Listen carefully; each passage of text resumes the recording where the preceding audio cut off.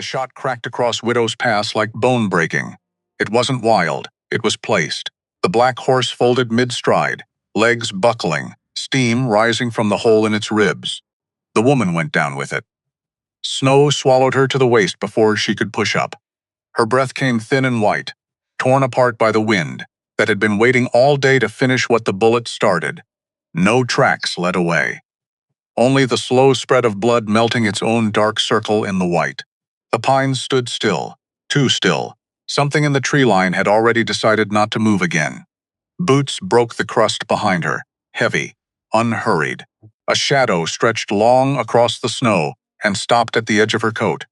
He looked at the horse first, then at the woman who should have been dead by now. The wind rose, the light thinned, and he reached down. The cold came in like a wall, not the kind that bites, the kind that presses.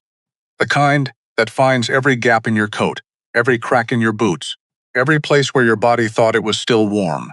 January 1880, New Mexico Territory. Widow's Pass. Dan Holt Briggs was going home. He was not a man. People looked at twice. That was a lie. People looked at Holt Briggs exactly twice. Once when they first saw him, and once more because they couldn't believe what they saw. The first time, 6 feet and 6 inches of mountain man. 250 pounds of rope muscle in cold weather and years of doing hard things without anyone watching. Hands the size of supper plates. Shoulders that made doorways feel like suggestions. But the face. The face was the thing that confused people. Because it wasn't hard, wasn't mean, wasn't the face you'd expect on a body built like a freight wagon. It was quiet, thoughtful.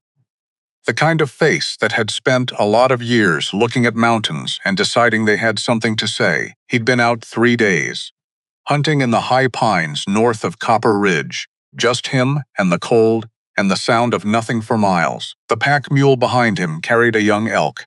3 days of work. Food enough for 6 weeks if he stretched it careful. He was tired. Not the kind of tired that sleep fixes. The other kind. The kind that lives in your bones and doesn't have a name. He'd been that kind of tired for 4 years. Agnes had died in the winter. February 1876. Fever. Typhoid. The way half the women in the territory went, fast and quiet and without any warning, that this particular Tuesday was going to be the last one. He'd built the cabin himself, chinked the logs himself, carried her inside himself when she got too weak to walk. And then there was nothing left to do. And no one to do it for, so he kept building things. Kept fixing things. Kept taking contracts at the forge in Granite Falls because money still had to happen, even when nothing else made sense. Kept hunting because the elk didn't care that he was a widower, and the forest didn't look at him with that particular expression people had. That expression. You know the one. The one that is trying very hard to be sympathy, but has a little bit of relief underneath it. Because at least it wasn't them. He didn't blame people for it. He just preferred the forest. He came down through the high pines at the wrong angle. Usually, he cut east of the ridge. But the storm had pushed him west, 20 minutes off his normal line, maybe 30. He didn't think about it until the mule stopped. Mules don't spook easy. That was the thing about mules. A horse would panic at a shadow. A mule would look at the shadow, decide whether it was actually worth panicking about, and then make a reasoned decision. This mule had decided. It planted its feet, pointed its long ears forward, and refused. Holt reined in, looked ahead. At first he saw the horse. Black, thoroughbred lines, good stock.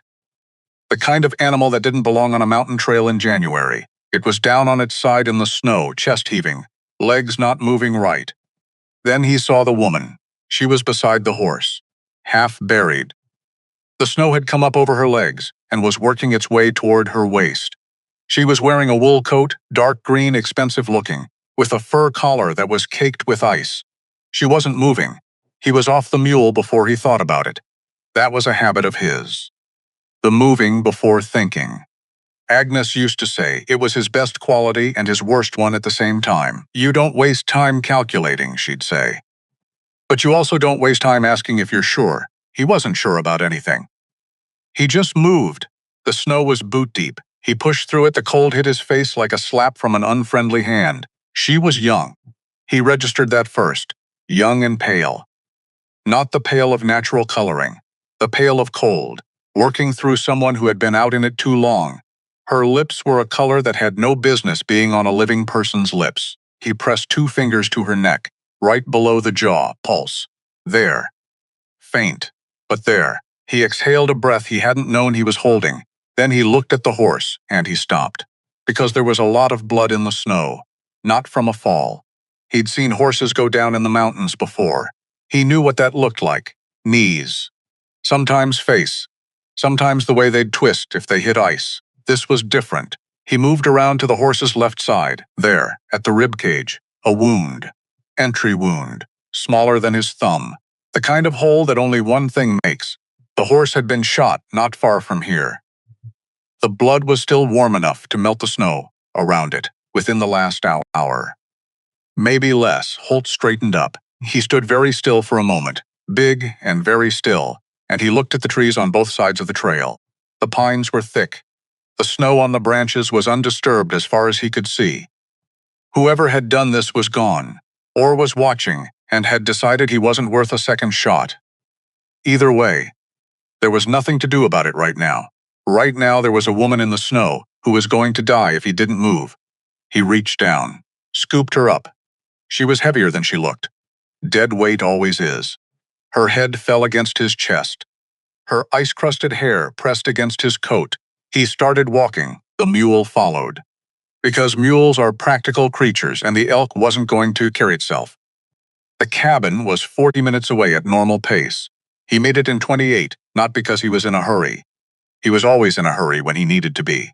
He just put his head down and moved. The woman didn't wake. Didn't stir. Her breathing was shallow enough that he checked it twice on the way, pressing his ear close to her face in the wind.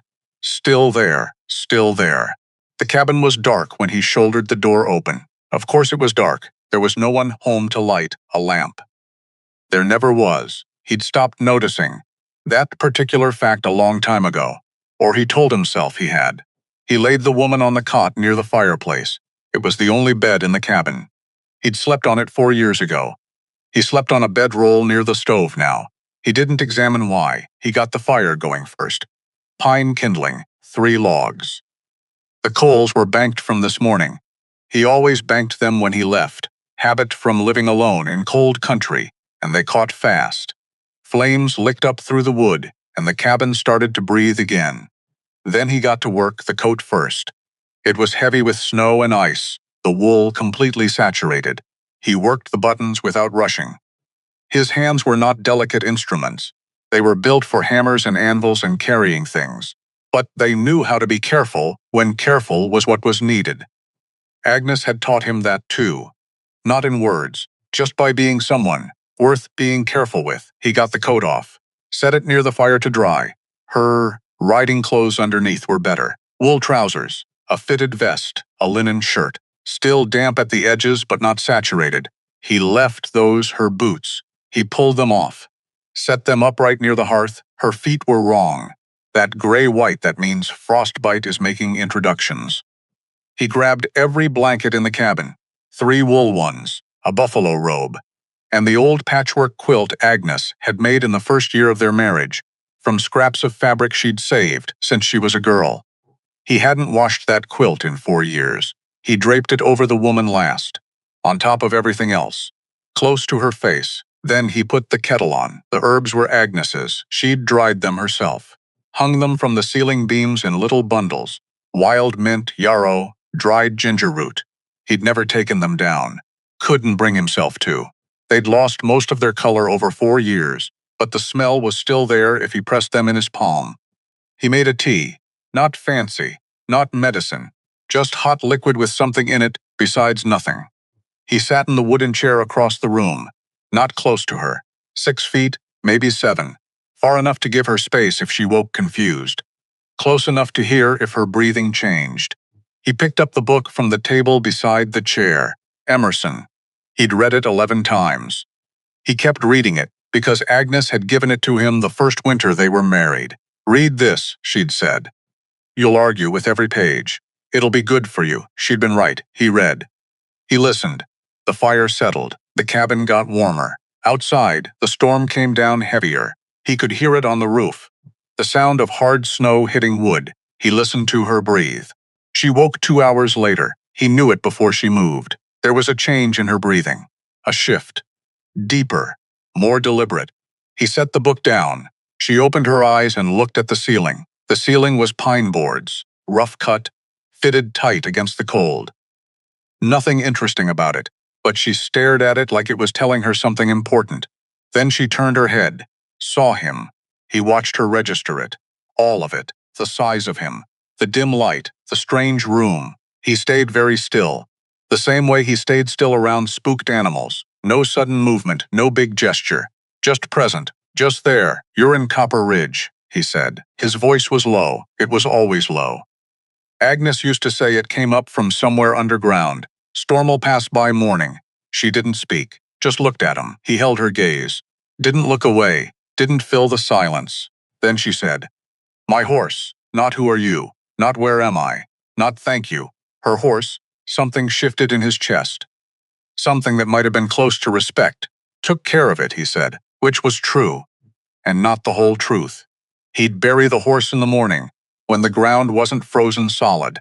He'd decided that on the walk back. He'd also decided he wasn't going to tell her tonight. Tonight she needed warm and alive, and she didn't need anything else. She closed her eyes, opened them again, like she was testing whether the room was real. Where? Copper Ridge, he said again, few miles south of Granite Falls. You were on Widow's Pass, she absorbed that. The storm. Yes, another silence. She was thinking. He could see it, working through the sequence of events, where she'd been, what had happened, how she'd gotten here. He let her work. "I'm Nora," she said finally. "Holt, that was it, that was the whole introduction." 2 names. In a snowstorm, in a cabin in New Mexico Territory in January of 1880. She nodded once, like they'd completed some necessary formality. Then she turned her eyes back to the ceiling. He picked up the book again. She didn't sleep. Not right away, he could tell. Her breathing wasn't sleep breathing. She was awake and quiet, and looking at the ceiling, and he didn't ask why. He'd been awake and quiet and staring at ceilings before. He knew better than to ask. He got up once to add wood to the fire. She watched him cross the room. He was aware of it. When you were his size, you were always aware of it. He moved slow, careful, set the logs in easy, didn't make noise. He settled back in the chair, she said. How long was I out there? "Don't know," he said. "An hour at least. Maybe 2. She considered that. That would have been enough. She didn't say it dramatic, just factual. Like a woman who was used to looking at situations clearly and calling them what they were. "Yes," he said. "Thank you, drink your tea." She looked at the tin cup on the small table beside the cot. It had gone lukewarm. She reached for it, her hands shook, both of them. Fine tremor. The kind that comes after cold, gets deep into muscle, and the muscle starts negotiating its way back to normal. She got the cup to her lips. Drank, made a face. "What is this?" "Mint and yarrow. It tastes like a field, it'll warm you." She drank the rest of it without further comment. He almost smiled. Didn't. She fell asleep near midnight. Real sleep this time. Her breathing evened out.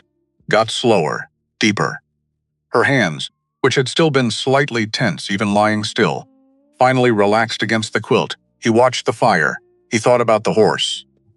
He thought about the entry wound, the angle of it, the placement. Whoever had shot that horse knew where to shoot to bring an animal down without killing it immediately. That was specific knowledge. That wasn't a warning shot gone wrong. That was a person who knew what they were doing and had done it on purpose. He thought about who would want a young woman dead on a mountain trail in January. He thought about a lot of things. He did not sleep. In the morning, he got up before first light. He dressed in the dark. The way he always dressed in the dark, moving around the cabin without a lamp because he'd memorized the distances. 14 steps to the door. 3 steps from the cot to the stove.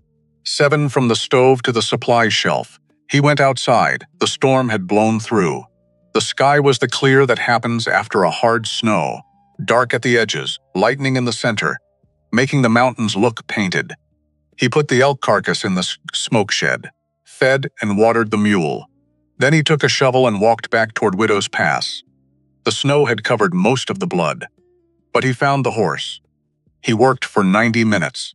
The ground was hard, but not impossible.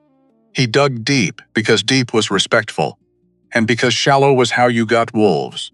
He stood over the grave for a moment. The horse had been good stock, good bone structure, well fed, well kept. A horse like cost real money, more money than most people in this part of the territory had easy access to. He looked at the tree line. Whoever had been here was long gone. The snow had taken their tracks, but they'd been here. And they'd had a reason. He walked back to the cabin. She was awake when he came in, sitting up on the cot, the buffalo robe around her shoulders, her dark hair loose and still tangled from the night. She was looking at the bookshelf. He'd built it himself. Pine boards, rough but level. 6 books on it. Emerson, a Bible, Agnes's. Her name written inside the cover in the careful script of a woman who'd taught herself to write. A surveying manual. A volume of Tennyson. 2 others he'd ordered from a bookseller in Santa Fe, and which had taken 11 months to arrive. She was looking at the books with an expression he couldn't quite read. "You read," she said. Not a question, just an observation. But there was something in it. Surprise, maybe. Or something more complicated than surprise, my wife taught me. She looked at him then, at his hands, at his face. "Your wife, she died 4 years ago. I'm sorry, I know." He went to the stove, put the coffee on. The good coffee he saved for mornings after difficult nights. Agnes's rule: hard night, good coffee. In that order. "Is there a way to send word?" Nora asked. "To Silver Bend. I need," she stopped. "Reorganized. People will be looking for me. Harlan Riggs drives the supply route, passes through Granite Falls by noon. He can get word to Silver Bend by tonight," she nodded. Thinking again, and my horse? Here it was. He poured the coffee, set a cup on the edge of the cot where she could reach it. Then he turned and looked at her straight. "Horse didn't make it," he said. "I buried her this morning." Her face went still. "She was injured when I found her," he said, already down. Nothing to be done. All of that was true. He watched her process it. The loss of a good animal was no small thing. He could see that, she knew that. Could see that the horse had mattered to her. She breathed in. "Out. Thank you," she said. "For burying her." "Yes." He went and sat back in his chair. She drank the coffee. He drank his. The fire crackled. Outside, the sun came up over the ridge and turned the snow pink and then gold. He cooked, because it was morning, and you cooked in the morning. Salt pork. Cornbread from the last of his meal. Dried apple slices, soaked in hot water until they were soft. She watched him move around the small space. He was aware that he was an unusual thing to watch. A man his size in a small cabin. There was something almost comical about it. Agnes used to laugh about it. The way he'd have to angle himself through the door sometimes. The way he'd forget he was tall and hit his head on the low beam over the cold storage corner. He hit it this morning. The solid thwack of skull on wood. "You all right?" Nora asked. "Yes." She bit the inside of her cheek. Trying not to smile, he noticed. Set the plate of food on the edge of the cot. Went back to his own breakfast without comment. But something in the room had shifted, just slightly. The way rooms do when 2 strangers decide, without saying so, that they're going to be careful with each other. She ate like she was hungry, not delicate about it. He appreciated that. He'd cooked it. He meant it to be eaten. He was mopping up the last of his plate when she said, "What do you do?" "Up here, hunting. Forge work in town when they need it. Is it enough?" He looked at her. It was a direct question. Unusual for a first conversation. Most people worked up to that kind of question slowly. Danced around it. She hadn't danced. "It's enough," he said. She held his gaze. "You sure about that?" He thought about the cabin, the bookshelf, the 6 books, the quilt he hadn't washed, the coffee Agnes had told him to save for hard mornings. "It's what I have," he said, which wasn't the same as saying yes, but she let it go. She was steadier by mid-morning, collar back in her face, hands steady. She moved around the cabin carefully, testing her legs, the way you do after your body's been through something, and you're not quite sure it's all the way back yet. She ran her fingers along the bookshelf. "Stopped on the Tennyson." "Agnes's?" she asked. "Mine." She looked at him. He looked back. She put the book back on the shelf. "You're not what I expected," she said. "What did you expect?" She considered it honestly. Someone who just, she stopped. Started again. You live up here alone. People in town have a picture of what that means. People in town, he said, have a lot of pictures they do. He gathered the breakfast plates. Went to the wash basin. She watched his back. Then she said, "Do you know who I am?" And something in the way she asked it, careful. Measuring, like it mattered which way he answered, he turned, looked at her. "You told me your name is Nora," he said. "That's all I know." Something went through her face. Relief, maybe. Or the decision to believe him. "That's all," she said. Yes, he brought Harlan Riggs's message slip out at noon. Harlan drove a 2-horse sleigh through the high country, on a schedule so reliable you could set a watch by it. He'd been driving this route since before the war. He knew every face for 60 miles. He knew Holt's face. Had been knowing it for 4 years. He pulled up to the cabin, looked at Holt, looked at the extra horse in the lean-to, and said nothing. Which was one of the things Holt appreciated about Harlan Riggs. "Message to Silver Bend," Holt said. "A woman needs word sent that she's safe and waiting at my place." "What name?" "Nora." Harlan waited. "That's all she gave me," Holt said. Harlan looked at him for a moment, then took the slip, tucked it into his coat. "I'll have it there by sundown. I know you will." Harlan tipped his hat and clicked his horses forward. Holt watched him go. Then he turned and looked at the lean-to. At the extra horse he'd said was in the lean-to, which was his horse, which he'd brought to the front so Harlan would see it and understand without Holt having to explain that there was a guest in the cabin and the situation was not complicated. He went back inside. She was at the window, just standing, looking out at the snow, at Det, the ridge, at the way the pine trees threw shadows on the white ground in the middle of the afternoon. She didn't hear him come in. Or she did and didn't turn. He set his coat on the hook by the door, went to the stove to check the fire. "It's beautiful," she said. "I'd forgotten that." He looked out the window from where he stood, the ridge in January, the way the light came down at an angle and made everything look quiet. "Hard to remember," he said. "When you're busy," she turned from the window. Looked at him. "My father used to say that," she said, "that beautiful things don't wait for you to have time for them. You have to stop, smart man." Something crossed her face. Quick. Gone he was. He didn't ask. She didn't offer. The past tense had told him what he needed to know. He recognized it the way you recognize a particular kind of limp. You knew what caused it without having to be told. He went back to the stove, started the afternoon's work, mending a bridle that had been sitting in the corner, needing mending for 2 weeks. She settled back on the cot, pulled the patchwork quilt around her shoulders, looked at it. "This is old," she said. "The quilt, yes. The pattern." She traced a piece of fabric with one finger. "Someone made this carefully." Yes, she looked up at him. And she understood, in the quiet way perceptive people understand things without needing them spelled out. She drew the quilt a little closer, like it was something worth treating gently. "Thank you," she said, very quiet. He didn't answer. He worked on the bridle. In the late afternoon, he went to put her tack away in the storage lean-to. The saddle was quality, the best leather, hand-stitched, not factory-made, brass fittings polished, built to last because someone had decided it was worth building to last. He lifted it, set it over the storage rack, and he felt it in the seat. Under his right hand he pressed. The leather gave slightly. Not the way leather gives when it's just leather. The way leather gives when there's something behind it. He stood very still. He pressed again, ran his fingers along the bottom edge of the seat, found the seam, barely visible. Perfect work. You wouldn't see it if you weren't looking. You wouldn't find it if you weren't pressing. He did not open it. He thought about it.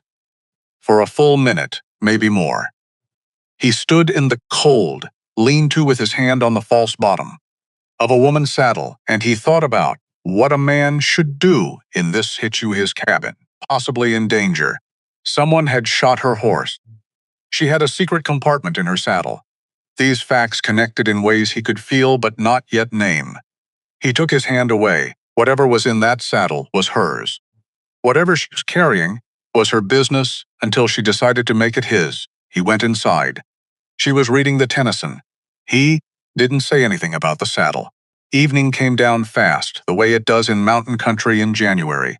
One moment there was light. Then there was none. He lit the lamp. Cooked supper, elk stew with dried onions and what was left of the cornbread. They ate in a comfortable silence that surprised him. He was used to silence. He lived in it, but his silences were usually the silence of being alone. This was different. This was the silence of two people who didn't need to fill space to prove they were present. He hadn't had that in 4 years. He didn't examine it. Just noted it the way he noted the way the light hit the snow. Something present, something real. What time does the supply run come back through tomorrow? She asked, Dawn. He loops back south, she nodded. I should be able to ride by tomorrow, if the weather holds. She looked at the window. Dark now, the glass holding a faint reflection of the lamp. I'll take that chance, she said. He believed her. She was the kind of person who took their chances head-on and dealt with the results after. You always live like this? She asked. Not unkindly, genuinely. He looked at the cabin, the single room, the one window, the 6 books. Going on 4 years now, he said. Since your wife. Yes. She looked at the quilt, the patchwork one. She'd kept it around her shoulders all day. Do you think you'll always? And it was such a genuine question. No pity in it, no judgment. Just the honest curiosity of someone who was actually asking. He thought about it. I don't know, he said. Haven't thought past the current season in a while. I understand that, she said. She said it like she meant it. Like it wasn't a sentiment, like she'd been living the same way herself and recognized the description. He looked at her, 23 years old. Sitting in his cabin, wrapped in his dead wife's quilt, eating elk stew he'd made, carrying whatever she was carrying in that hidden compartment, measuring every word before she said it, older than 23 in the places that counted. He recognized that too. She slept. He sat in the chair. He thought about the horse, about the bullet wound, about the compartment in the saddle, about the fact that someone had tried to make sure she didn't come down off that mountain alive. He thought about what that meant. And what, if anything, it was his business to do about it. He did his work. Didn't step into situations that weren't his to step into. But he'd carried her off that mountain. He'd wrapped her in Agnes's quilt. He'd sat up through the night, listening to her breathe. At some point, he wasn't sure exactly when. It had become at least a little bit his situation. He didn't like that. It was inconvenient. It complicated things. He was still thinking about it when the fire got low and he got up to add wood. And when he sat back down, the chair creaked in the same spot it always creaked, and outside the wind moved through the pines with a sound like breathing, and the cabin was warm, and he was tired in the way of a man who has been through something and come out the other side and not yet decided what to do about it. He picked up the Emerson. Ride the same paragraph 3 times. Put it down morning. He was up before the light again, the habit of years. He dressed in the dark. Outside into the cold, he fed the mule, filled the water barrel from the creek while it still had ice he could break. When he came back inside, she was already awake, already sitting up. Already with a look on her face that said she'd been lying there, thinking for a while before her eyes opened. He started breakfast without being asked because she needed food and he was going to cook it either way. I'll return your horse, she said, when I get back to Silver Bend. Or pay for her, not necessary. Holt? He looked at her. I don't leave debts. He held her gaze. Steady. It wasn't a debt, he said. It was just what happened. She watched him for a long moment, like she was trying to find the calculation in it. The angle, the thing he wanted, there wasn't one. He just meant it. She looked away first. After breakfast, he brought the horse. His horse, around front and tied her to the post. Checked the tack twice. Adjusted the stirrups for her height. He was not a man who did things halfway. It would have seemed wrong to him to send a person off on a horse that wasn't ready. She stood on the porch and watched him work. You didn't have to do that, she said. Horse needed tending. You checked the stirrups 3 times. They were off the first 2. She made that face again. The one where she was not quite smiling. She pulled her coat tighter, stepped down off the porch into the snow. She walked around the horse, ran her hand along its neck. checked the saddle. He noticed the way her hand hesitated for just a fraction of a second near the saddle seat. The place where the compartment was. He said nothing. She mounted with ease. She was a good rider. You could tell in the way a person got on a horse whether they'd been doing it their whole life. She settled into the saddle. "Look down at him, you always live like this?" she asked again, like she was trying to get a different answer. "I got what I need," he said. "The same as yesterday." She held his gaze, I think. She said slowly, "You might have more than you know."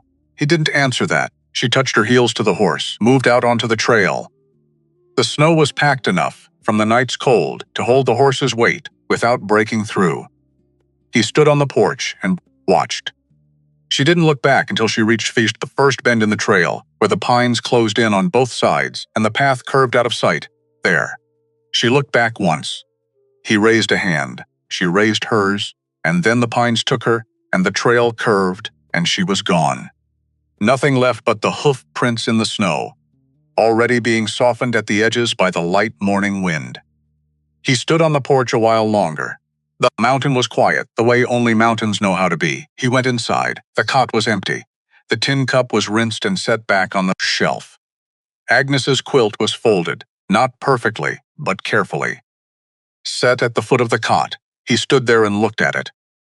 He knew every distance in this cabin. He'd memorized them in the dark. He wasn't sure, standing there looking at the folded quilt, that he'd been paying attention to the right measurements. He went to the lean-to. Her saddle was on the rack where he'd left it. He stood there, looked at it. The hidden compartment, the false bottom under the seat. Sewn by someone who knew what they were doing and had done it for a reason. He reached out, stopped. His hand was 6 inches from the leather. He thought about her face when she'd checked the saddle. That fractional hesitation. She'd been checking that it was still there. Whatever it was.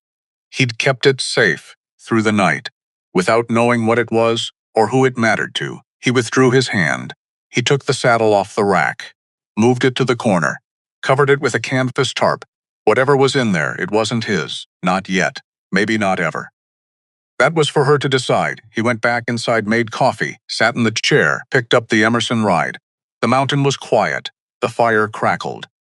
Outside, the pines held their snow, and the ridge sat solid against the sky the way it always sat, the way it would sit, long after every problem and every person in this story had settled into the ground and gone still. Holt Briggs read his book. And somewhere below him, on the trail south through the pines, a woman he barely knew was riding toward a life he knew nothing about, carrying a secret he hadn't opened. Trusting, for reasons she probably couldn't name and probably wouldn't have admitted to, that whatever she'd left behind in that lean-to would still be there. She was right. He was that kind of man. He just didn't know yet that knowing it about yourself and having someone else know it about you were two entirely different things. 3 weeks, that's how long it took, for the snow to settle, for the trail to firm up, for the town of Granite Falls to hear a story that nobody could quite trace back to a single person, but everybody seemed to know. 3 weeks. And then Holt Briggs' life got complicated in ways he hadn't asked for and wouldn't have chosen. He was at the forge when it started, Tuesday morning. Cold but clear. The kind of winter day in New Mexico territory that almost makes you forget the mountain wants to kill you half the year. He had 4 horses to shoe before noon and a wagon axle to reset before dark, and his hands were already blackened to the wrist. And he hadn't been thinking about anything except the work. The work was good that way. The work didn't require him to think about anything else. He was pulling a shoe blank from the coals when he noticed it. That quality of quiet that falls over a space when people stop talking, because something has entered the room that changed the conversation. He didn't look up right away, finished the pull, set the blank on the anvil, reached for the hammer. Then he looked. 3 men near the door of the smithy, talking low. Glancing at him, he knew all 3 of them. Lyle Marsh, who ran the dry goods. Pete Calloway, who drove freight twice a week to Taos. The third one, younger, worked at the livery. Holt couldn't remember his name, but he'd seen the face. They were looking at him the way people look at something they've decided about already. Holt went back to the shoe. Hammer, turn, the rhythm of it. The heat of the coals on his face. The clean logic of metal becoming what you needed it to be. He filed it away. The looks, the quiet filed it and kept working. By noon he knew what the story was. Not because anyone told him. Because of the way May Pruitt at the lunch counter didn't meet his eyes. Because of the way Lyle Marsh suddenly needed to be somewhere else when Holt walked into the dry goods for coffee and salt. Because of the way conversation in the Silver Rail Saloon, which he passed on his way back to the smithy, went just slightly quieter. He'd lived in small towns long enough. You learn to read the temperature. The temperature right now said, something speaks speed about you. He kept walking. He went back to the forge. He finished the last 2 horses. He reset the wagon axle. He did it all right, and he didn't hurry it. And he didn't do it differently than he would have done it on any other day. Because doing it differently would have meant the story was already winning. He wasn't going to let a story he hadn't heard yet start winning. Frank Dodd told him that evening. Frank ran the smithy, had been running it 15 years. He was a straight-dealing man, Frank. Not the kind who enjoyed difficult conversations, but also not the kind who avoided them forever. He found Holt cleaning up at the end of the day, wiping down the anvil, banking the coals. Frank stood in the doorway, hat in his hands, working the brim. Holt watched him from the corner of his eye. Here it comes. There's talk, Frank said. I know. You know what it's about? I can guess. Frank came in a few steps, stopped, like he wasn't sure how close to get. They're saying he stopped, started again. There's a woman, a young woman. They're saying you kept her, up at your place. That you. I pulled her out of a snowdrift on Widow's Pass, Holt said. Flat, clear. She was going to die. I brought her in. She left the next morning. I know that, Holt. Then there's no talk worth having. Frank turned his hat around once in his hands. The thing is, he said slowly, they're saying it different. And she's somebody. Turns out she's somebody important. And when somebody important is involved, talk gets legs. Holt set down the rag. He looked at Frank. Frank had the expression of a man who was about to say the thing he'd been putting off saying. I got a business here, Holt, he said. Customers who come in here, they need to. I can't. Say it plain, Frank. Frank said it plain. I can't have you working here right now. Not until this settles. Holt looked at him for a long moment. The forge was warm. The coals were banked right. He'd been banking them right for 3 years. And Frank had never had a complaint. All right, Holt said. He picked up his coat. Holt, I'll collect what I'm owed on Friday. It's not permanent. Friday will be fine. He walked out, cold, that doesn't care what just happened. Doesn't care that you did the right thing. Doesn't care at all. He walked. Not toward the stable where his horse was. Not toward anything in particular. Just walked Main Street of Granite Falls in the early evening. Lamplight starting to show in windows. Smoke from chimneys. The smell of wood fire and horse and cold air. He walked through it like a man who was working something through. Which he was. He was not angry. That was the thing he was checking. He kept taking inventory. Angry? No. Surprised? Also no. He'd lived in small towns long enough to know that they had their own gravity. That gossip bent toward the most dramatic version of events. That a large, unmarried man, with a strange woodsman in his cabin, was going to become something else in the telling, no matter what actually happened. He'd known that. He'd done it anyway, because not doing it would have meant leaving her in the snow. He stopped walking, stood in the middle of the road in the early, dark, and he heard Agnes. Not a memory, not a thought, clearer than that. The tone of voice she used when she was telling him something she needed him to actually hear. You did right, Holt. Right don't always feel good. But it's still right. He stood there. Yeah, he thought. I know. He kept walking. He rode back up to Copper Ridge in the dark, the mountain at night in winter. The stars so thick and close, you felt like you could reach up and disturb them. The cold past feeling. Past the point where it registers as sensation and becomes just the condition of the world. The cabin was cold when he got in. He built the fire up, made coffee, stood by the window with the cup and looked at the ridge. He thought about money. He had savings, not much. Enough for maybe 2 months if he was careful. The hunting would carry food, but not everything else. He had contracts he could pick up in other towns. Taos, or down toward Santa Fe. But those meant days away from the cabin and money, spent getting there that cut into what you made. He thought about the woman, Nora. He thought about her riding away down the trail. The way she'd looked back once at the bend. He thought about whatever was in that saddle. The thing he hadn't opened. The thing he didn't know enough about to know what it meant. And he thought about the fact that someone had shot her horse, on purpose. And that 3 weeks later, someone was spreading a specific kind of story about him. In a town where he'd been working quietly and without incident for 4 years, those two things were connected. He felt it the way you feel weather, coming in off the mountains. Not logic, something older than logic. Pattern recognition built from years of paying attention to things that were trying to tell you something. Someone wanted something. And right now, Holt Briggs was in the way of it. He didn't know that the story had started with Ward Pickett. He didn't know that name. Not yet, but Ward Pickett knew his. Ward Pickett had been running Ashwood Ranch for 11 years, before Nora's father got sick. Through the illness. After the death. He'd been there for all of it, steady and capable and indispensable. The kind of man an organization comes to need so completely that removing him becomes unthinkable. He was 52 years old. He wore good suits and kept his boots clean even on working days. He spoke in measured sentences and never raised his voice. He had pale eyes that didn't move around the room when he was talking to you. They stayed on your face. People found it either reassuring or unsettling, depending on whether they knew him well enough. He'd started moving money 18 months ago.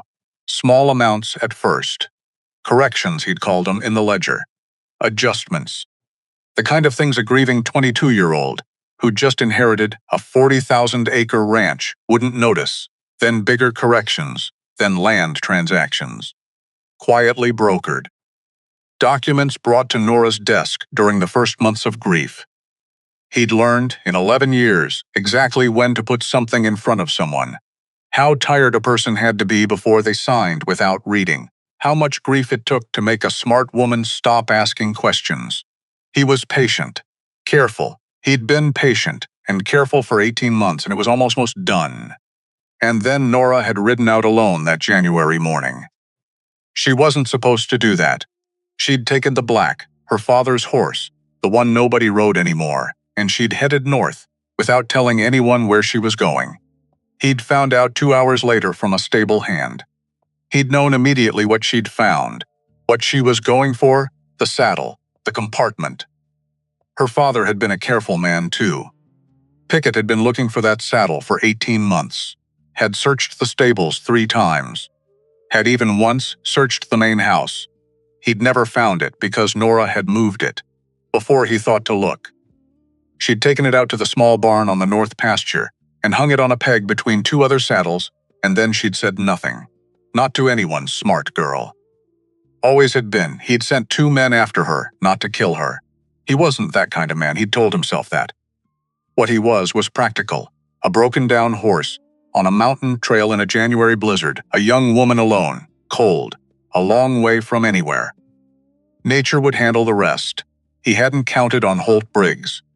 When he heard that a mountain man had found her and brought her in, he'd spent 30 minutes being very still in his office. Then he'd started thinking about what to do about Holt Briggs. He couldn't touch him directly. That would pull attention toward Pickett himself. He needed attention going the other direction. The story took him 20 minutes to construct. He'd told it to one man. One man with a loose tongue and a fondness for the Silver Rail Saloon gave it just enough detail to sound like fact. A young woman alone. A big man. A cabin. Overnight. He didn't have to say much else. Small towns did the rest. Holt didn't know any of this. He knew the fire needed another log and the coffee had gone cold. And outside the mountain was doing what mountains do in January, which was just being enormous and indifferent and completely beyond the reach of whatever small human problems were happening on its slopes. He put another log on, let the cold coffee sit, went to bed. Thursday morning brought 2 visitors. He heard them before he saw them. 2 horses. Coming up the path slow and deliberate. Not the way Harlan Riggs came through. Harlan had a rattle to his sleigh you could hear a quarter mile away. This was different. He opened the cabin door before they got to it. 2 men he didn't recognize, mid-30s. Working men by the look of them, but not working right now. Good horses, new saddles. They stopped about 20 feet from the porch. They didn't dismount, they didn't speak. They just looked at the cabin. Then at Holt. Then at the cabin again, slow, thorough. The way a man looks at something he's measuring. Holt stood in the doorway, arms loose at his sides, just standing. He looked at these 2 men, with an expression that communicated very efficiently that he had nothing to prove. They looked at him a while longer. Then the one on the left turned his horse and rode back down the path.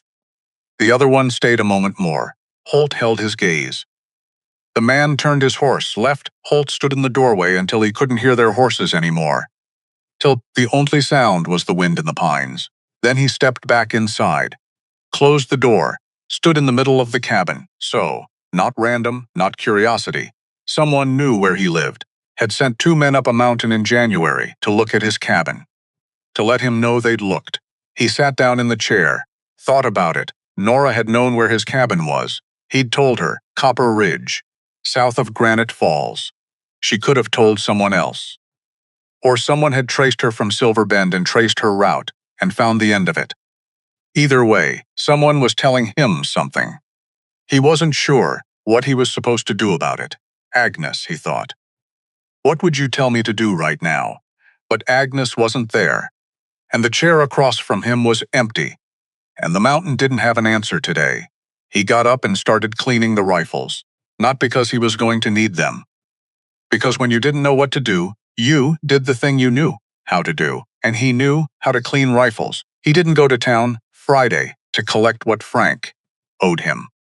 Not because he was afraid to, because he'd been thinking all week about something. About Nora's face when she'd checked the saddle that last morning. About the compartment he hadn't opened. About the shot horse. About the 2 men on the mountain. He'd been thinking about pattern. He'd been thinking about the fact that he was sitting on something. Not literally. The saddle was in the lean-to under canvas. Something that mattered to someone enough that they were willing to kill for it. He didn't know what it was, but he knew where it was. And he knew, in the way of a man who has spent 4 years alone with his own thoughts and has gotten very clear about what he is and isn't, that whatever happened next was going to depend on that envelope. He left the money at Frank's. He went back to the lean-to. He stood in front of the saddle for a long time. He did not open it. He put it back under the canvas. Saturday brought Nora. He heard the horse first, just one this time. Coming up at a pace, not careful, not slow. The way someone rides when they've decided something and they're not going to unmake the decision on the way. He was in the yard splitting wood. He put the axe down. She came around the pine bend, on a bay horse, not his. She'd sent his horse back with Harlan Riggs, not long after she'd left. Harlan had tied it behind the sleigh and left it at the post, without a word, the way Harlan did things. There'd been a note tucked under the saddle. Thank you. N. She looked different, not in a way he could name immediately. Same face, same bearing, same quality of carrying herself like someone who'd been told the world was manageable and believed it, but around the eyes. Something tight there. Something that hadn't been there before. The way a person looks when they've been carrying something heavy and have been carrying it alone. She dismounted. Came to a stop 5 feet from him. They looked at each other, you know, she said. About the talk? Yes, I'm sorry. Not your doing, it might be. She said it like she'd been arguing with herself about it for a while. Indirectly, he picked up the axe. Set another log on the block. You want to come inside? Not a question. Yes, she said. He made coffee, because that was what you did. She sat at the table, both hands around the cup.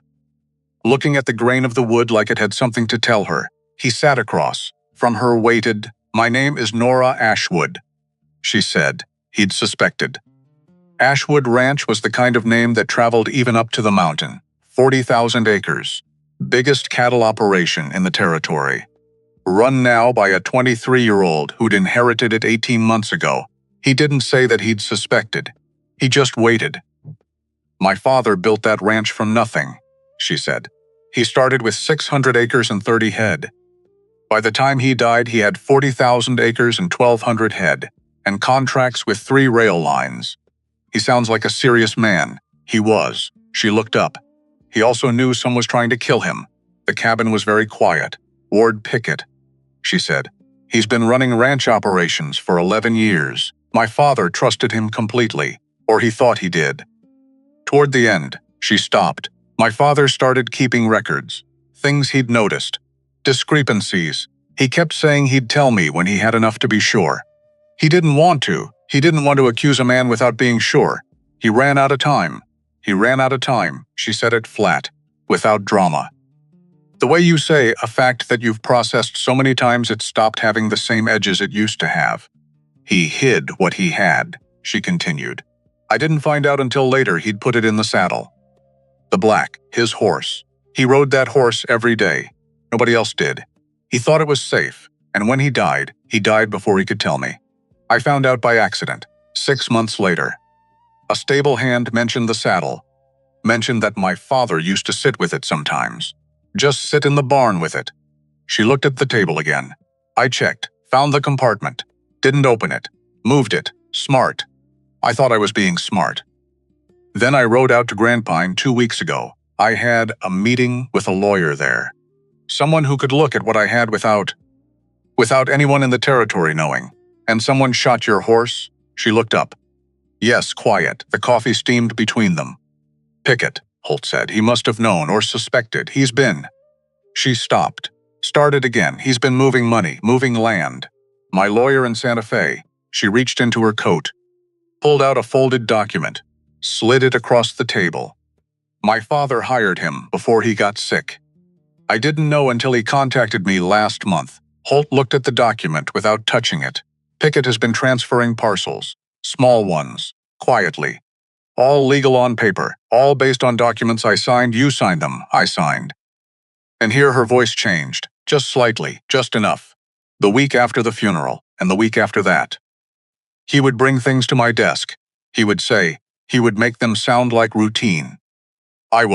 She stopped. He looked at her. She was not going to say what she'd been. She didn't need to. He knew what she'd been. He knew what the first month after a death felt like. He knew the quality of grief in those early weeks. The way the brain doesn't work right. The way you sign things because someone you've trusted for 11 years is telling you it's fine. You didn't know, he said. I should have. You didn't know, he said again. Firmer. She looked at him.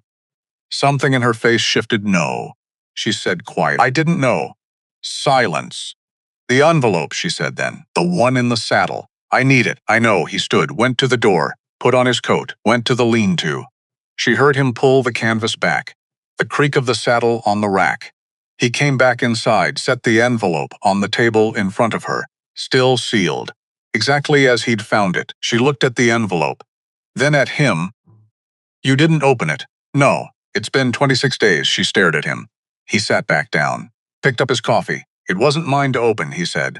She opened it herself. He didn't watch. He went to the window, looked out at the ridge, gave her whatever privacy a one-room cabin allowed. He heard the envelope tear, paper unfolding. He heard silence, long silence, the kind that has weight in it, then a sound, short, controlled, the sound of someone keeping something down. He didn't turn. He gave her the time. Outside the window, the pines held their snow, and the ridge was blue-gray against the afternoon sky, and the mountain went on being the mountain the way it always did. She said, Holt. He turned. She was holding a letter, both hands. The kind of grip that happens when you need something to hold on to. Her eyes were red at the edges. Her face was steady. She was winning the fight, barely. But winning, he knew, she said. My father. He knew everything. She stopped. He wrote me a letter. He said he wrote it the week before he died, when he knew he probably wasn't going to make it. Holt didn't move. He told me everything. Pickett, the land, the accounts. Everything. Her voice was thin, but it wasn't breaking. He said he was sorry, that he should have told me sooner, that he kept thinking he'd have more time. They always think they'll have more time, Holt said. She looked at him, like she'd heard something in that, Agnes. Yes, she looked down at the letter. He says, the documentation is in here. Enough to take to a circuit judge. Enough to prove what Pickett's been doing. She set the letter down carefully. I need to get this to Judge Crane in Redstone City. He's the circuit judge. He doesn't. He's not from here. Pickett doesn't have reach there. How far is Redstone? 2 days by horse. When does it need to get there? She looked at him. There's a land transfer hearing in 5 days. Pickett has filed to transfer the north parcel, the biggest one. 6,000 acres. Once that goes through, it becomes complicated, Holt said. Nearly impossible to reverse. He looked at his coffee cup. 5 days. 2 days there. Time at the courthouse. 2 days back. No margin. He was not a man who left a lot of margin in his calculations. He believed in margin. He believed that things went wrong, and you needed room for them to go wrong without it killing you. He didn't have margin here. He thought about the 2 men on the mountain, about Frank Dodd and his hat in his hands, about the story being told in Granite Falls that had legs now and was walking around without him. He thought about Agnes, about the book on the shelf, about the saddle he'd had for 26 days and hadn't opened.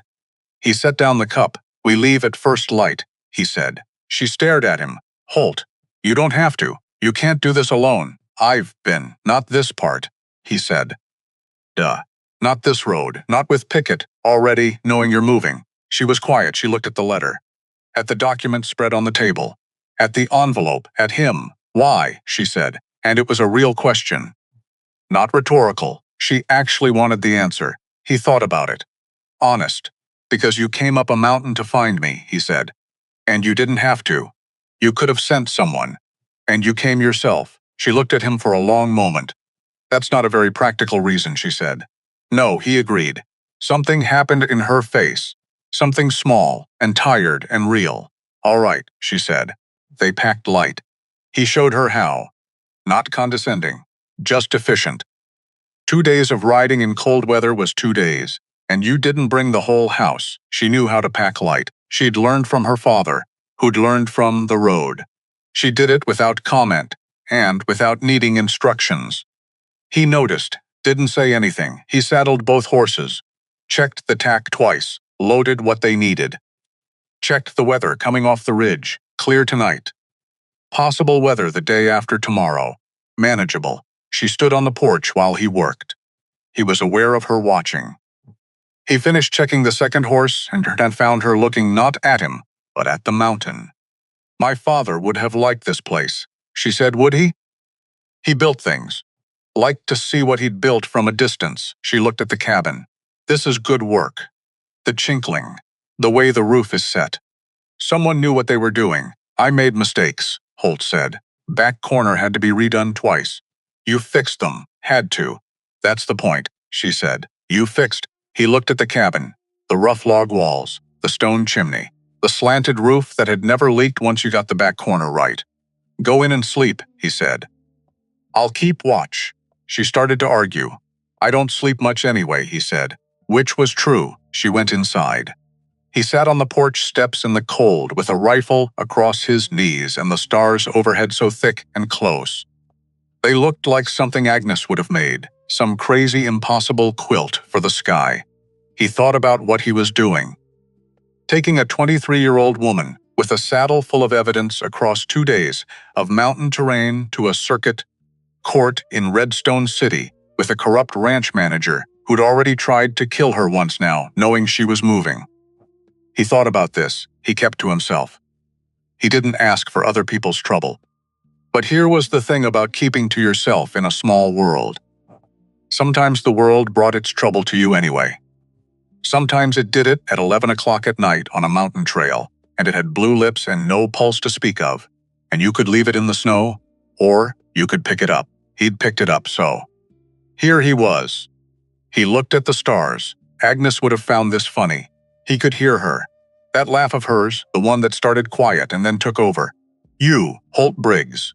You of all people, caught up in a thing like this. Yeah, he thought. Yeah, I know. The mountain was quiet. The horses were settled. Somewhere below, the trail wound down through the pines toward morning. First light was coming.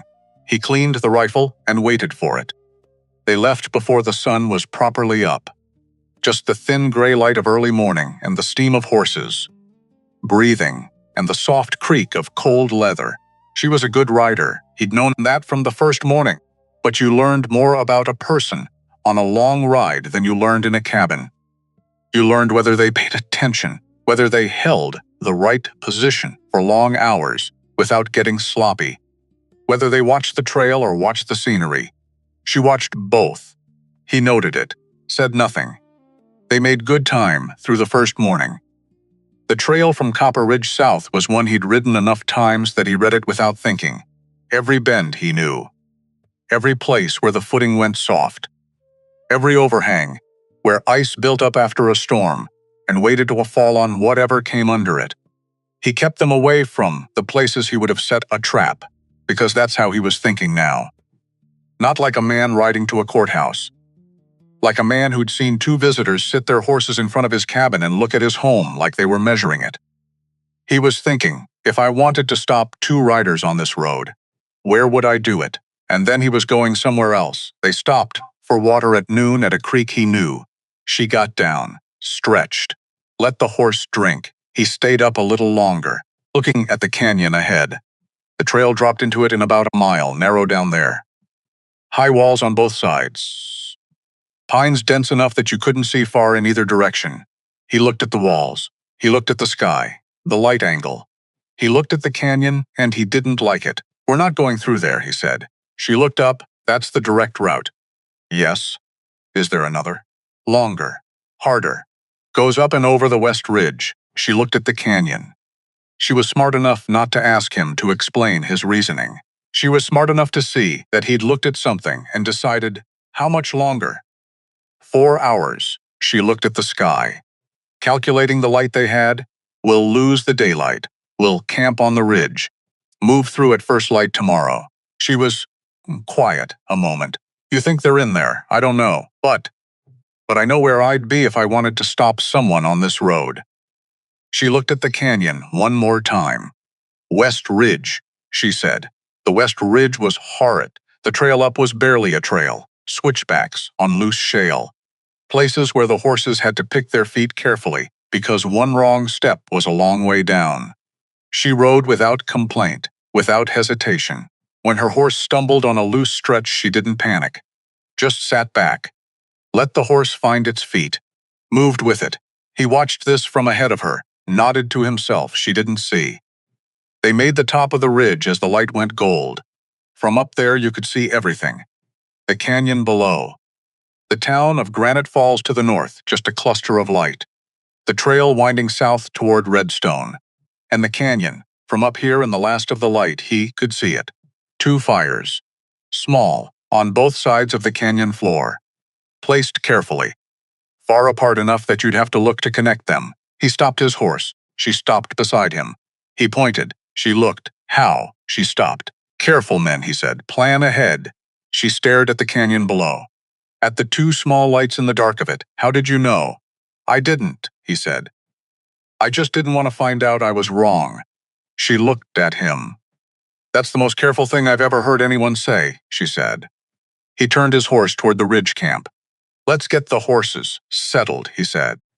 Cold tonight, they camped in a hollow just below the ridge crest, out of the wind, behind a granite outcrop that had probably been sitting there since before any human being had ever had an opinion about anything.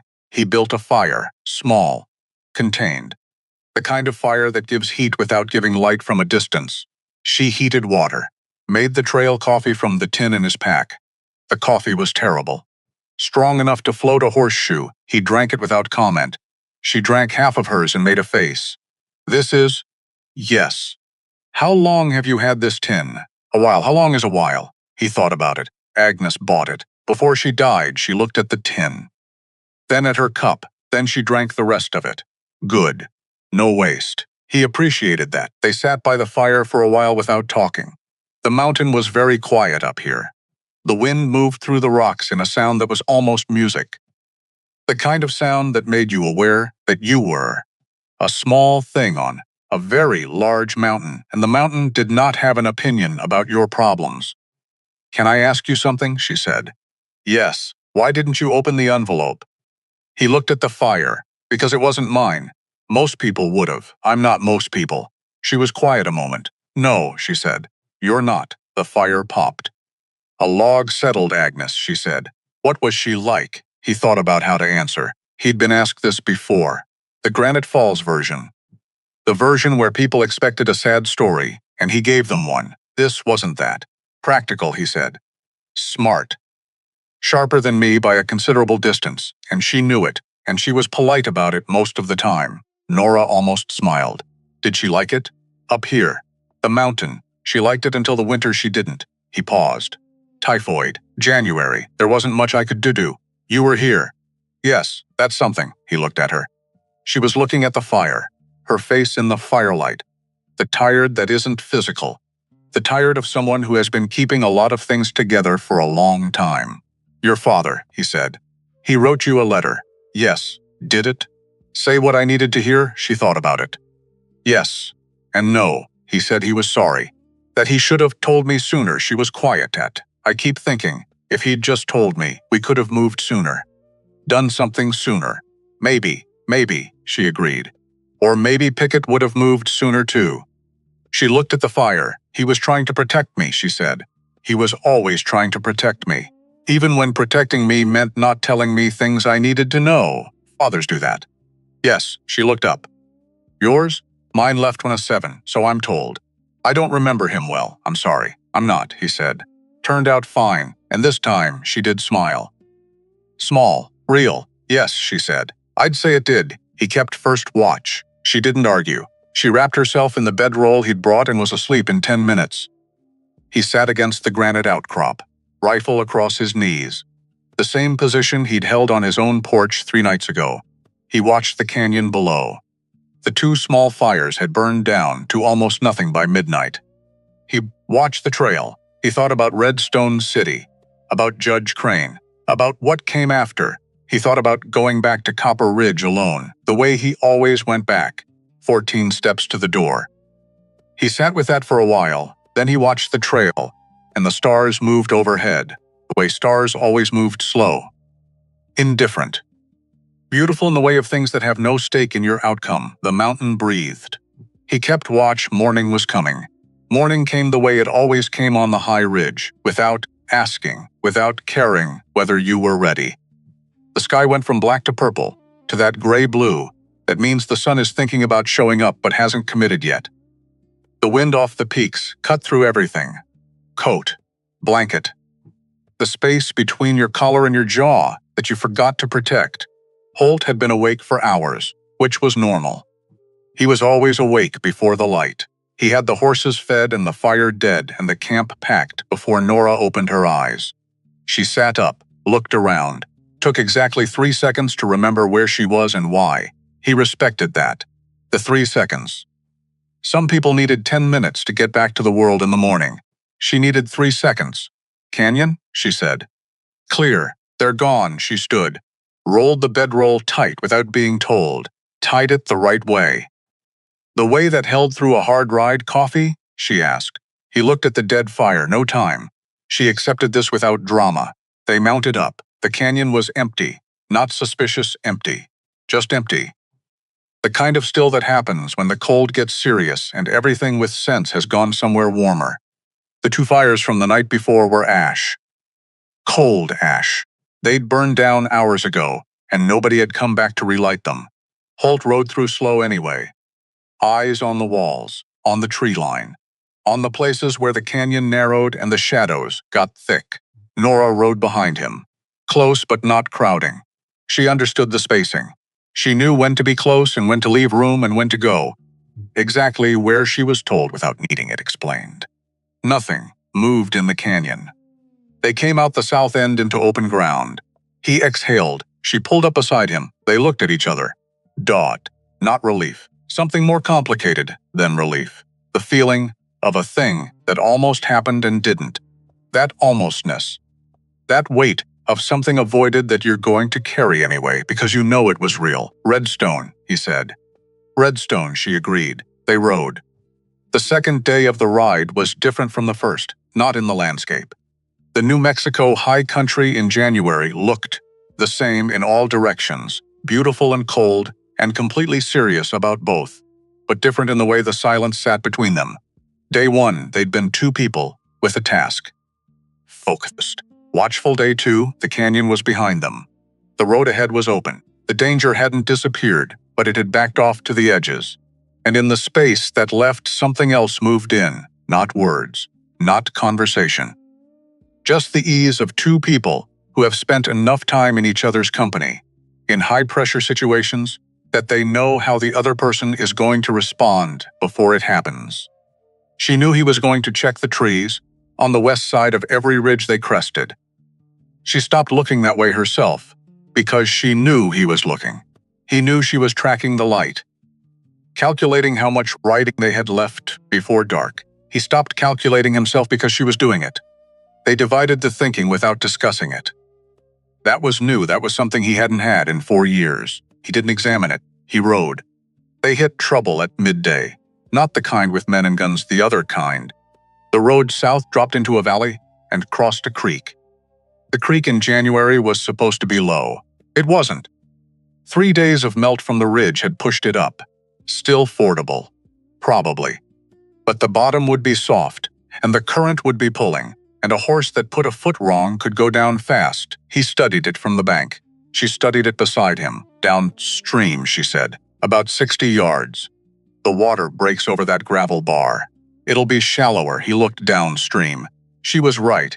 He looked at her. You ford a lot of creeks? My father made me ride every acre of that ranch by the time I was 15, she said. Including the wet ones. He turned his horse downstream. She followed. The gravel bar crossing was passable, not comfortable. The water came to the horse's knees, and the current pushed, and the footing was exactly as uncertain as it looked. But they got across. Both horses. Clean, on the far bank he stopped and looked back at the crossing. Good call, he said. She looked at him. Like she was checking whether he meant it, he meant it. Thank you, she said. They kept riding. Redstone City appeared at mid-afternoon of the second day. Not much to look at. Bigger than Granite Falls, but not by so much that you'd feel the need to say so. A main street. A courthouse. Real stone, 2 stories, the kind of building they put up when they wanted to say, this is permanent, this matters. Holt had been here twice. Once to register the land claim on Copper Ridge. Once to post an affidavit related to a property dispute that wasn't his, but that he'd witnessed. Both times he'd been in and out in a morning. He looked at the courthouse now. At the permanent stone of it, Judge Crane, she said. His clerk's name is Horace. My lawyer wrote ahead. Your lawyer knows we're coming? He knows I'm coming. He doesn't know. She looked at Holt. He doesn't know about you. That going to be a problem? No, she said. And then, I don't think so. He appreciated the honesty of that.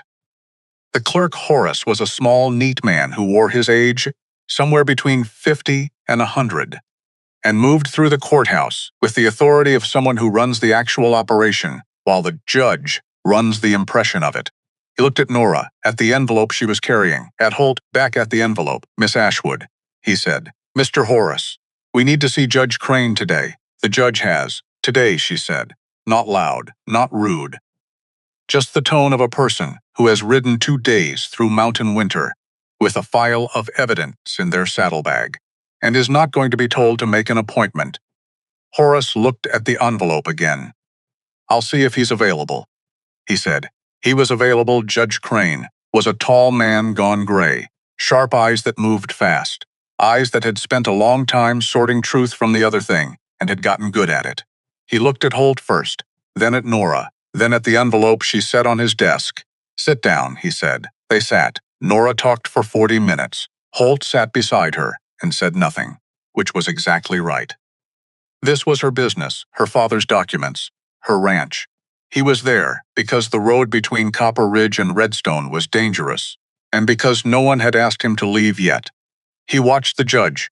Crane was good. He didn't react, just listened, made notes. Occasionally asked a question, Short, precise, the kind of question that tells you the person asking already understands the answer and wants to see if you do too. Nora answered everyone, clear, direct, no embellishment. Just the facts in the order they happened. Holt thought she'd have made a good judge herself. He didn't say this. He sat with it. When she finished, Crane looked at the documents for a long time. Then he looked up. Where did you get these? My father hid them. Before he died, you've had them since. Since 26 days ago, she said. She glanced at Holt. Someone else had them before that. Without knowing it, Crane followed her gaze to Holt. Holt looked back. You're the mountain man, Crane said. Yes, you found her on Widow's Pass. Yes, and the saddle. You didn't open it. No. Crane looked at him a moment longer. Then he went back to the documents. This is enough, he said finally. For a warrant. For an injunction on the land transfer. For an investigation into the manner of Edgar Ashwood's death. The room went very quiet. Nora sat very still. You're saying? I'm saying the documentation here supports the claim that Ward Pickett has been engaged in systematic fraud. Possibly more. Crane set the papers down. I'm going to need 3 days to review this properly, and I'm going to need you to stay in Redstone. I can't, Miss Ashwood. His voice was gentle but not negotiable. You can. You need to. Because the moment Pickett hears you came here, and he will hear, he'll move to file the land transfer early. And I need to be one step ahead of that. Which means I need you here. Available. She looked at Holt. He looked at her. She looked back at Crane. 3 days, she said. 3 days. They got rooms at the only hotel in Redstone that was open in winter, which is a generous word for what it was. 2 rooms, end of a hall, thin walls, beds that had lived through a lot of winters and were telling the story. Holt's room had a window that looked north, back toward Copper Ridge. He stood at it for a while. Couldn't see the mountain from here. Too far. Too many other things in the way. He sat on the bed. 3 days.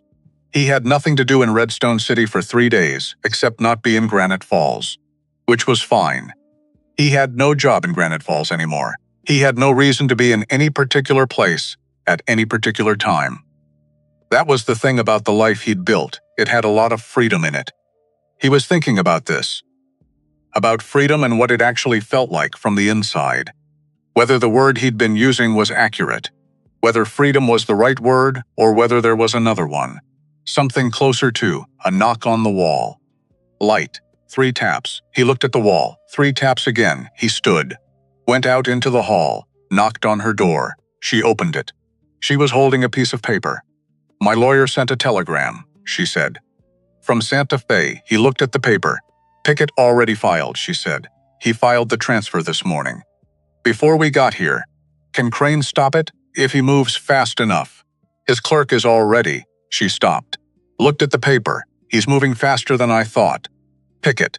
He must have someone watching the roads. Holt looked at her. He's scared. Holt said. What? Scared men move too fast, he said. Careful men wait. Patient men wait. When Pickett heard you were coming here, he stopped being patient. She stared at him. That's either good or bad, she said. Both, he said. Probably. She looked at the paper, then at him. Then she said something that surprised him. She laughed. Short. Real. A little ragged at the edges. What? He said. You said probably. Like we're calculating odds on a horse race, aren't we? She looked at him. Something in her face that was maybe tears, or maybe just the shine of someone who's been wound tight for a very long time, and something just slipped. I suppose we are, she said. He looked at her. She looked like she'd been on a mountain for 2 days, because she had been on a mountain for 2 days. Hair coming loose from the pins she'd put it back with that morning.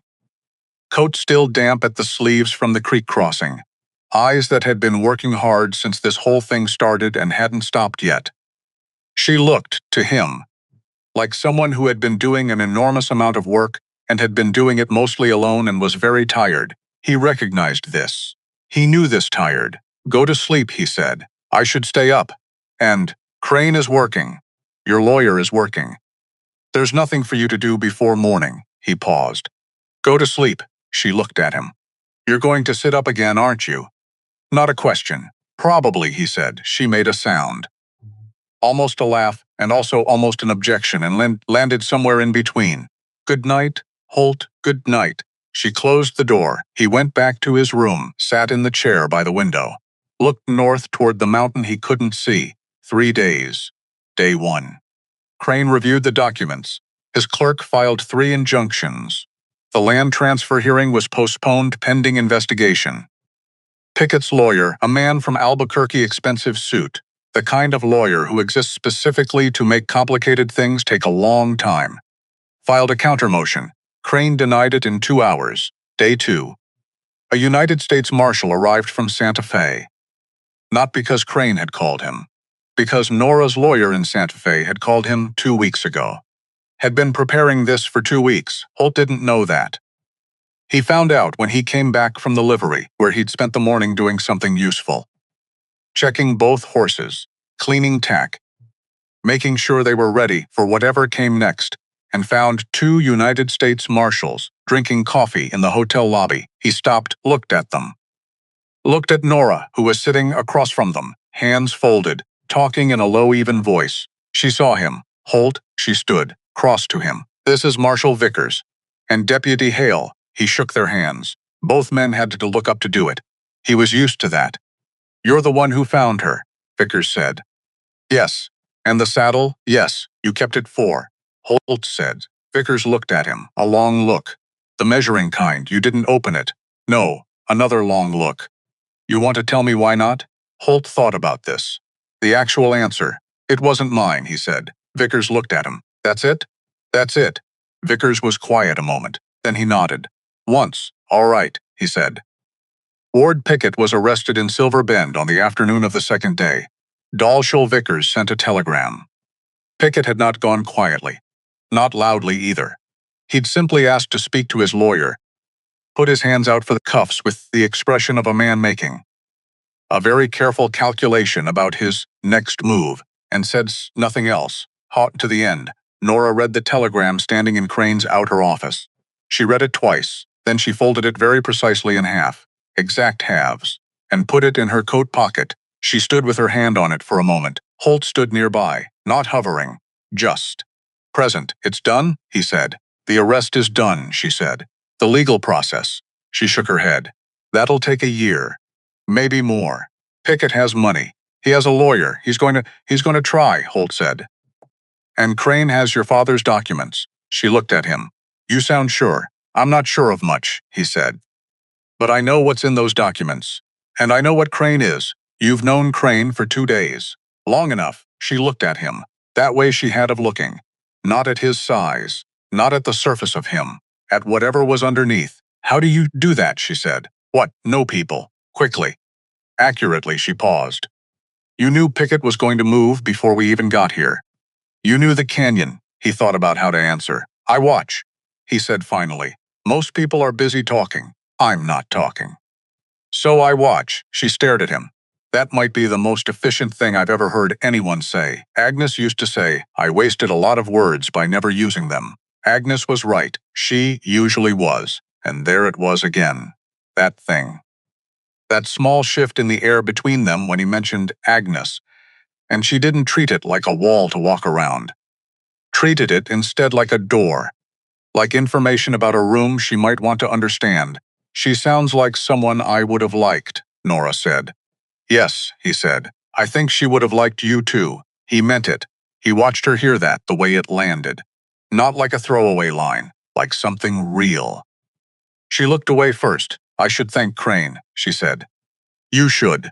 She went toward the judge's office. He watched her go, and he thought about what came next.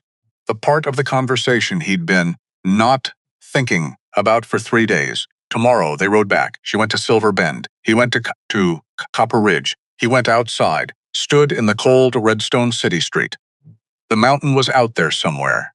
North. Behind too many things, he looked north anyway. She found him that evening, in the livery. He was doing what he'd done every evening, checking the horses. Running a brush along their backs in the slow, methodical way that is good for physis and also gives a man something to do with his hands while he thinks. She came in quiet, sat on a hay bale near the door. He kept brushing. "I have something to ask you," she said. "All right. I need a foreman." Ranch. Foreman. Someone to oversee operations. He kept brushing. I've had the same man in that role for 11 years, she continued. He's going to prison. So, I need someone. Brush, turn, brush. The horse leaned into it. Content. Uncomplicated Nora. The position comes with a wage. Fair wage. Real wage. Housing on the property, Nora. And I know you have the cabin. I'm not asking you to give up the cabin. The land. Stop. She stopped. He set the brush down, turned, looked at her.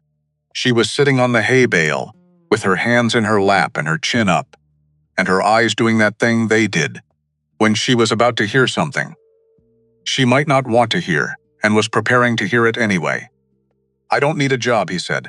I know you don't need. I'm not finished. He walked toward her, stopped, about 4 feet away. I don't need a job. I have work. I have a cabin. I have what I need. She met his eyes. You said that before, she said. I know. And I said you might have more than you know. You did. Was I wrong? He looked at her, this woman, 23 years old, who'd ridden a mountain trail in January and nearly died for a file of documents that could save what her father built, who'd sat in the dark and talked about her father without flinching, who drank bad coffee without complaining and forded creeks by reading the current, and who had at some point in the last week that he couldn't pinpoint exactly, stopped feeling like a stranger. Was she wrong? He thought about it honest. No, he said. You weren't wrong. She held his gaze, then. But I'm not working for you, he said. Something flickered across her face, disappointment starting. And then he kept talking. I'll work with you, he said, if that's what you're asking. There's a difference. She stared at him. With, she said. With. Equal say on operations. Equal standing. Not as your employee, you understand that's unusual. Extremely. Yes, he said. I understand that. She looked at him for a long moment. He could see her thinking. He'd learned to read the thinking. The way her eyes went slightly still when she was working something through. The cabin, she said. The land it sits on. Not a condition, he said. That's mine to figure out, Holt. And her voice was different now, something careful in it. My father bought every parcel surrounding Copper Ridge. Everyone. Except yours. He tried. The man who owned it before you refused. He was very still. My father wrote about it in his journals. He respected it. He said a man who won't sell the land his family built on. You don't argue with that man. You respect him. She paused. He'd intended to make it right. To have the deed drawn up properly, legally. In your name. Holt's chest did something he wasn't going to look at directly. He ran out of time, Holt said. He ran out of time, she said. But I didn't. She reached into her coat, pulled out a folded document, set it on the hay bale beside her. That's the deed, she said, drawn up in Santa Fe, signed by me, your land. Legal, permanent. No conditions. He didn't look at the document. He looked at her. That's not payment, she said. That's what was right. It's yours whether you say yes or no to everything else. He looked at the document now, his name on it, Holt Briggs, the land description, the acreage. The legal language that made official the thing he'd believed was true for 4 years, but had never been able to prove. The land he'd carried Agnes to in a wagon, the land where she'd stood on the porch the first morning and said, yes, this one. This is home. He folded the document carefully, put it in his coat pocket. All right, he said. All right, the deed? Or all right, both, he said. She blinked. Both, she said. With the condition I said equal say, she looked at him. You know you're the most. You're possibly the most. Difficult, I was going to say principled. But difficult also works. Both, probably. And she laughed. Real this time. Not the ragged, surprised sound from the other night. A real laugh. The kind that had been sitting somewhere inside her for a while and had just now found a reason to come out. Watched her laugh, he thought. I haven't heard someone laugh in this room in a very long time. In any room, he thought, that is not a nothing thing. He didn't say any of this. So, she said, when she'd gotten herself back together. Partners, she held out her hand. He looked at it, her hand, small against his. Clean despite everything they'd ridden through, he took it, his palm against hers. The handshake of two people who meant it. Partners, he said. They rode out of Redstone at first light. She went south. He went north. That was the agreement. one day to get his things, then come south. He told her about the north pasture drainage on the ride back to the split in the road. She told him about the two hands she wasn't sure about. They talked the way people talk when they're going somewhere together, and both of them know it. At the fork, she said. One day, he agreed. She turned south. He watched her go until the cottonwoods took her. Then he turned north. The cabin was exactly as he'd left it. Of course it was. There was no one to move anything. No one to light a lamp, or let in a draft, or leave a cup on the wrong shelf. He went inside, stood in the middle of the room, 14 steps to the door. He didn't count them. He lit the lamp, the fire, made coffee from the tin, the terrible coffee, Agnes's coffee. He drank it standing at the window. Outside, the mountain was doing what it always did. The pines were holding the last of their snow. The ridge was solid against the darkening sky. He looked at the bookshelf, 6 books. He was going to take all 6. He'd decided that before he even got through the door. Whatever else he left for later. The books came. He looked at the patchwork quilt, on the cot where Nora had folded it 3 weeks ago. He sat on the edge of the cot, picked up the quilt, held it in both hands. This was the thing. This was the weight of a life you'd been living inside of for so long that the shape of it had become the shape of you.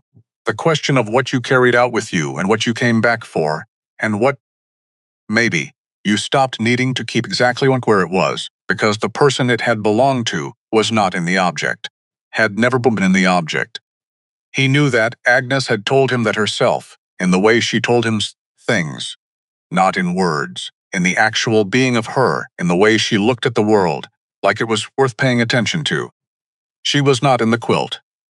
She was in the part of him that had pulled Nora out of the snow without stopping to calculate light. She was in the part of him that had kept an envelope for 26 days without opening it. She was in the part of him that had just agreed to something enormous and terrifying and genuinely new, and had done it with one-word partners. He folded the quilt. Careful. The right way. The way that holds. He set it on top of the books. He packed what mattered. It didn't take long. A life of essentials packs fast. That was one thing solitude taught you. What you actually needed and what you just accumulated because there was no particular reason to get rid of it. The books. The quilt. Agnes's Bible. The good tools. The coffee pot. The broom. He stood over the broom for a moment. Agnes's mother's broom. Old. The handle worn smooth at the grip. The bristles still good. He packed the broom, the dried herbs he took down from the beam, the bundles Agnes had hung. They'd lost most of their smell now. 4 years. He held them for a moment, then wrapped them careful in a cloth and packed them anyway. Not everything has to be useful to be worth keeping. He'd learned that from a woman who kept a cracked mirror because it had been her grandmother's. He banked the fire. He didn't let it go cold. This was not the final closing of the place. He'd be back. The deed in his coat pocket said so. This was, what had he told her? Making room, he stood in the doorway, looked at the cabin, the rough log walls, the stone chimney, the single window, the empty chair by the fire. He thought about everything that had happened inside these walls. He thought about Agnes bringing the broom from her mother's house on their first week here. He thought about the winter she got sick and the spring she didn't get to see. He thought about 4 years of mornings alone, and coffee gone cold, and the silence that had 2 different kinds to it, and the way he'd spent a long time thinking the second kind was peace. It wasn't peace, he knew that now. It was just quiet. Peace was a different thing. He pulled the door closed. Tested the latch, Pollard. The way he'd built it. He turned. The mountain was full dark now. Stars coming on. That particular New Mexico sky, thick and close and going on forever. His horse was at the rail, loaded, ready. He untied the lead. Swung up, sat there a moment, looking at the cabin one more time. Then he turned the horse south. He rode through the dark. He'd ridden this mountain in the dark so many times the horse knew the trail better than he needed to think about. He let the horse pick the pace. Let his mind go where it went. He thought about Agnes. Not the way he usually thought about her. Not the grief thought. The other kind. The one he'd been keeping at a distance, because it felt like a betrayal of something, and he'd needed time to understand that it wasn't. He thought about what she would actually say. Not the version of her he carried around for comfort. The real version. The one that laughed at him. The one that told him true things. She would say, "You took long enough." She would say, "I'd have hauled you off that mountain myself if I'd had to." She would say, "She's good, Holt. Not like me. Different." But good, she would say, "Go." He rode south, the stars moved overhead. The pines fell away and the country opened up. The New Mexico, high country in winter, wide and cold and beautiful in the way of things that don't care whether you appreciate them. He appreciated it anyway. The light was on at Silver Bend when he came down the last road, Ashwood Ranch. The main house, a long, low building that had been added to over 20 years, each addition slightly different from the last, so you could read the history of the place in the architecture. The barns behind it, the bunkhouse, the white fences that caught the moonlight and went on past the point you could see them, and in the main house window, a lamp. She was awake. He hadn't expected her to be awake. It was late. He'd ridden longer than planned, the dark and the cold slowing him at the end. He'd thought he'd come in quiet, find where he was supposed to be, start in the morning, but the lamp was on. He rode to the front rail, tied the horse, stood there a moment. The door opened. She was in the doorway, coat over her shoulders, lamp in her hand, looking at him. "You said 1 day," she said. "It's been 1 day. It's been 1 day, and most of a night." "I packed the broom," he said. It took longer than expected. She looked at the horse, at the loaded packs. At him, the broom, she said. "Agnes's mother's broom. You brought a broom. And 6 books. She stared at him. Then she stepped back from the door. Held it open. "Come in," she said. "Coffee's on." He looked at the open door. The warm light of the room behind her. He thought about 14 steps to the door. He didn't count them this time. He walked in. She closed the door behind him. The cold stayed outside. The lamp threw a warm circle of light across the room. A big room, full of a life that had been built and nearly lost and was now his to help run, his to help protect. The coffee was on the stove. "It's considerably better." He was not going to say this. He took the cup she offered, drank. "Good coffee," he said. "Thank you, better than mine." She looked at him, surprised, because he never said things like that. "High praise," she said. "I told you it was close to the highest compliment I give. Competent and better coffee," she said. "I'm moving up." He looked at the room, the big fireplace, the bookshelves, more than 6 books, considerably more. The desk where her father must have sat, where she must have sat, where she'd signed things she shouldn't have signed because she was grieving and didn't know to look. "Tell me about the hands," he said. She blinked. "Now?" "Tomorrow's early," he said. "I want to know what I'm walking into before I walk into it." She looked at him, then she sat down. 14 hands, she said. Most of them solid. He sat across from her. She talked. He listened, and the fire crackled in the big fireplace, and the lamp threw its warm circle, and outside, the New Mexico night was cold and wide and completely serious. About both, and inside there were 2 people sitting across from each other, talking about the work ahead, talking about something they were going to do together, which was different from everything that had come before it, different in the way that matters, different in the way that lasts. He thought about Agnes that night. He was shown to a room in the bunkhouse, clean, solid built, a good bed. He lay in the dark and he thought about her. He told her, "I brought the broom." He told her, "The coffee here is better." He told her, "I don't know how this turns out, but I think you'd say that's all right. I think you'd say the not knowing is the point." He told her, "I miss you. I'll always miss you. And I think you always knew that missing you and moving forward were not 2 different things," he told her. "I think you always knew I was going to have to learn that myself." He lay in the dark. The mountain was out there somewhere, north. His mountain, his cabin, his name on a piece of paper now that made it official. He was going to go back to it often. He knew that. The mountain was part of him, the way the work was part of him, the way Agnes was part of him. But tonight, for the first time in 4 years, the silence in the room around him was not the empty kind. It was the other kind, the kind that has possibility in it. He closed his eyes, he slept, and on Copper Ridge, his cabin sat solid in the winter darkness. The door closed, the fire banked, the empty chair by the hearth, the mountain holding it. The way mountains hold things Paladin, indifferent, permanent, waiting for the man who'd built it to come back, which he would. He always came back to the things he'd built.